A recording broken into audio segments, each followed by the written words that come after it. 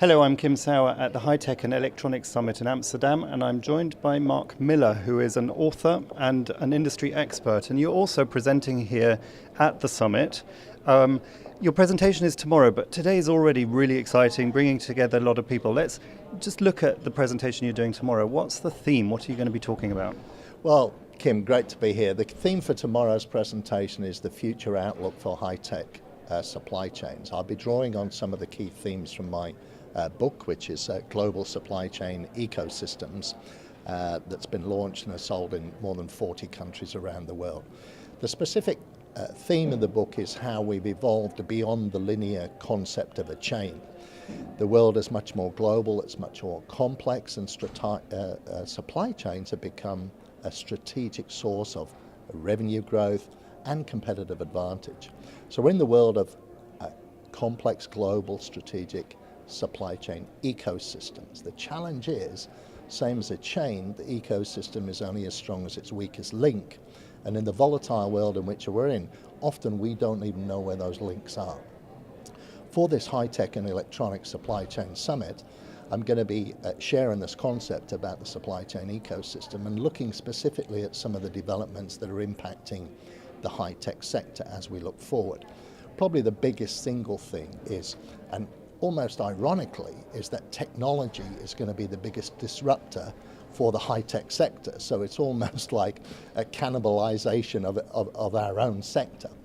The digital disruption that we're facing, and we've seen this in a lot of consumer sectors already, things like Uber and Airbnb, technological developments, e-logistics platforms, robotics, the dark warehouse, as we call it now, where there are no people, so you don't need lights, and 3D printing. These are some of the key technological developments that are about to embrace our industry and really enforce transformational change on the supply chain sector for the high-tech and electronics. So that's what we'll be looking at tomorrow morning. But as you say, we've already had some great discussion today. Yeah, absolutely. And there's some real-life examples. We've had presenters from Jabil, we've had logistics companies actually offering the delegates the solutions that they've already implemented.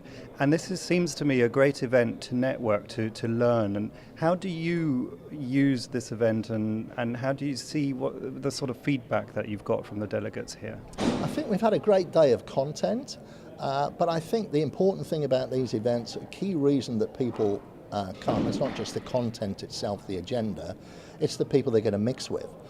My mantra in terms of getting on in business is that it's the knowledge and the networks that you have that will enable and empower you and your business to succeed. So cramming together a couple of days like this in a major European centre with a full program of content, as you say, leading practitioner companies in the industry, sharing insights and examples of what they've done and what they've learned, together with the extensive networking opportunities, I think is a fabulous program that I for Transport have pulled together. Mm-hmm. And you've grown up with them as well. You were there right from the beginning.